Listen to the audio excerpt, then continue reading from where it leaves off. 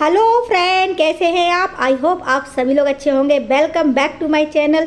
Daily का काम करते करते कई बार हम सोचते हैं काश इसकी कुछ टिप्स या ट्रिक्स हमें पता होती जिससे डेली के काम हमारे बहुत आसान हो जाते। लेके आई हूँ ढेर सारी यूजफुल टिप्स जो आपके डेली के काम को बना देंगी बहुत आसान। आज की मेरी पहली टिप्स है ये चावल को लेके।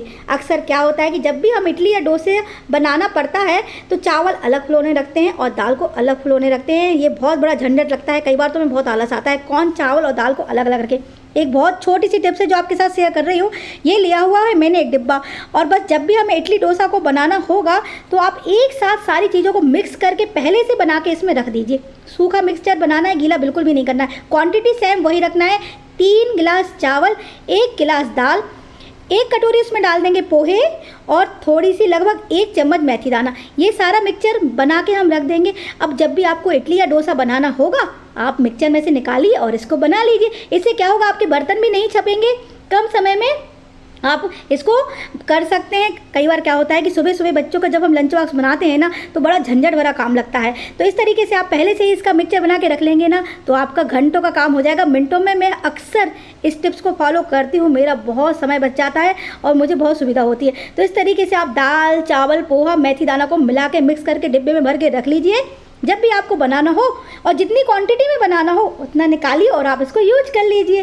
चलते हैं अपनी नेक्स्ट टिप्स की तरफ। तो गर्मियों के मौसम में खीरा वगैरह, ककड़ी वगैरह जो होती हैं वो डेली हम खाते हैं, लेकिन कई बार ऐसा होता है कि ककड़ी ख़राब निकल आती है, कड़वी निकल आती है, पैसे बर्बाद होते हैं। क्योंकि जो कड़वी ककड़ी होती है उसको कोई भी खाना पसंद नहीं करता, वो तो हमें अलग करनी ही पड़ती है। इसकी एक छोटी सी पहचान आपको बता रही हूँ कि हमारी ककड़ी कड़वी ना निकले। तो जब भी हम ककड़ी को खरीदेंगे तो एक चीज़ का हमें विशेष ध्यान रखना है कि कभी भी हमें ककड़ी को बड़ी साइज़ की और मोटी साइज़ की बिल्कुल भी नहीं खरीदना है। ककड़ी हमेशा छोटी साइज़ की और पतली खरीदेंगे तो वो हमेशा मीठी निकलेगी, बिल्कुल भी कड़वी नहीं निकलेगी। लेकिन बाई चांस गलती से यदि हमने मोटी और कड़वी ककड़ी खरीद ली है तो इसके लिए हम क्या करेंगे, एकदम से तो उसको अलग नहीं कर सकते। तो उसके लिए हम क्या करेंगे कि जो ककड़ी का ऊपर का हिस्सा होता है ना उसको काट देंगे, थोड़े से छेद करेंगे और बस इसमें डाल देंगे नमक और नमक से हम घिसेंगे। इससे क्या होगा कि ककड़ी में जितना भी विष होगा वो बाहर निकल आएगा। ये देखिए इस तरीके से जैसे मैंने वीडियो में करके बताया बिल्कुल हमें वैसा ही करना है। अगर ककड़ी कड़वी होगी ना तो उसका पूरा विष इसके ऊपर आ जाएगा और फिर इसके बाद आप इसको यूज कर सकते हैं। वो आपको बिल्कुल भी ककड़ी कड़वी नहीं लगेगी। तो ये होगी ना पैसों की बचत। तो ये देखिए इस तरीके से आप देख सकते हैं कि सफ़ेद सफ़ेद सा झाग ककड़ी में आ गया है। तो ऐसी ककड़ी तो हम यूज़ नहीं करेंगे, वो तो ना खाने में अच्छी लगेगी और बस पैसे की बर्बादी, सारी ककड़ी बाहर फेंक जाएगी। तो क्यों करना, हमें ऐसी छोटी छोटी सी टिप्स को फॉलो कीजिए और अपने ढेर सारे पैसे बचाइए। तो ये देखिए जितना भी कड़वा हिस्सा था ना वो सारा बाहर निकल गया। अब बस इसके थोड़ा सा ऊपर से हम इसको काट देंगे और बस अब ककड़ी का आप यूज कर सकते हैं। ये बिल्कुल भी कड़वी नहीं लगेगी। ये देखिए सफ़ेद सफ़ेद सा झाग सा टाइप का ऊपर आ गया है ना। बस इस तरीके से ककड़ी की आप पहचान कर लीजिए। आइंदा से आप जब भी ककड़ी खरीदेंगे ना तो बस इस चीज़ का हमें ध्यान रखना है कि मोटी ककड़ी हमें बिल्कुल भी नहीं खरीदना है। जो मोटी साइज़ की होती है और बड़ी बड़ी होती है ना वो बस मत खरीदिए और बस आपके पैसों की बहुत बचत होगी। तो चलते हैं अपनी नेक्स्ट टिप्स की तरफ। तो नेक्स्ट टिप्स है मेरी घी से संबंधित। अक्सर क्या होता है कि बाज़ार से हम घी लेके आते, अब हमें ये तो नहीं पता होता है कि वहाँ पर कितने समय का घी रखा हुआ है और घी को हम यूज करते हैं, कई बार बैड स्मेल आती है, वो घी खाने में अच्छा नहीं लगता। ऐसा ना हो इसकी एक टिप्स शेयर कर रही हूँ आपके लिए कि घी में डाल देंगे हम लौंग डालने से क्या होगा, घी लंबे समय तक ऐसे ही फ्रेश बना रहेगा, वो बिल्कुल भी ख़राब नहीं होगा, है ना। तो इस तरीके से आप घी में लौंग जरूर डाल दीजिए। चलते हैं अपनी नेक्स्ट टिप्स की तरफ। ये है मेरी बहुत यूजफुल टिप्स। अक्सर क्या होता है कि जब भी हम दाल या चावल बनाते हैं तो हम देखते हैं कि हमारे कुकर में से पानी बाहर आ जाता है, जिसकी वजह से सारा कुकर ख़राब हो जाता है, प्लेटफॉर्म ख़राब हो जाता है और गैस भी हमारा गंदा हो जाता है, बहुत इरिटेट होता है, काम बढ़ जाता है।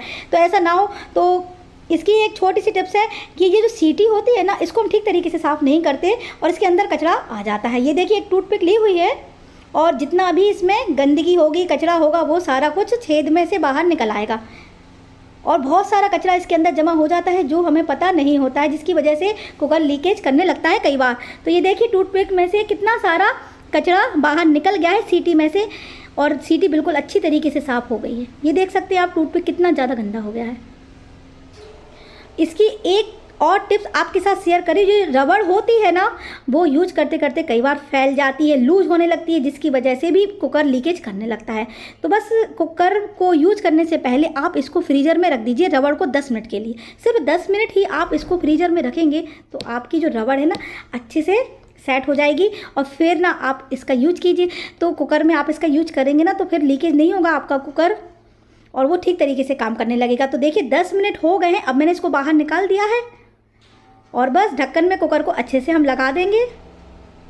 और अब आप इसका यूज करेंगे ना तो बिल्कुल भी लीकेज नहीं होगा, कुकर गंदा नहीं होगा, पानी बिल्कुल भी बाहर नहीं आएगा।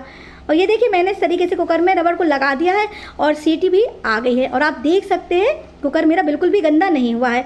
तो आइंदा से जब भी लीकेज करे तो इन 2 टिप्स को आप ज़रूर फॉलो कीजिए। चलते हैं अपनी नेक्स्ट टिप्स की तरफ। ये है डिस्पोजल का डिब्बा।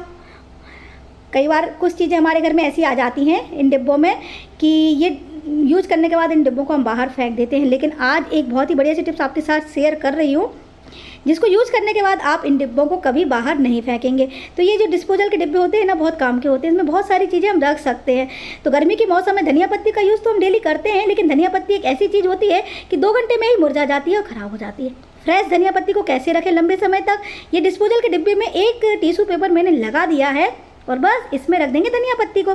कम से कम हफ्ते भर ऐसी फ्रेश बनी रहेगी, बिल्कुल भी ख़राब नहीं होने वाली धनिया पत्ती।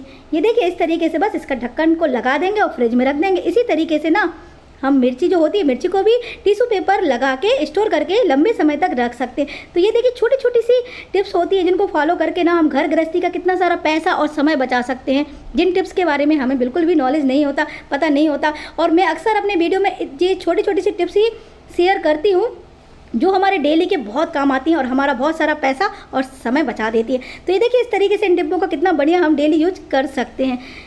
तो चलते हैं अपनी नेक्स्ट टिप्स की तरफ, जो आज की सबसे बढ़िया टिप्स है। तो कई बार क्या होता है कि रोटियां जो होती हैं ना वो बच जाती हैं। अब सारी रोटी तो यूज़ नहीं होती ना, रोज़ रोज़ कुछ ना कुछ रोटियां तो हमारे घर में बची जाती हैं एक्स्ट्रा में। तो आज इन रोटियों का एक बहुत ही बढ़िया सा यूज मैं आपको बता रही हूँ कि इन रोटियों का आप उपयोग बहुत बढ़िया तरीके से करेंगे। तो करना हमें क्या है कि ये रोटी जो होती है ना, इनको डाल देना है हमें अपने गमले में। अब आप सोच रहे हो कि रोटियों को गमले में कैसे डालेंगे। हाँ, रोटियों को गमले में यदि आप डालेंगे ना छोटे छोटे से पीस करके, तो आपके जो गमले में पेड़ पौधे लगे हुए हैं ना वो कभी सूखेंगे नहीं। ये टिप्स मैंने सीखी थी नर्सरी वाले भैया से।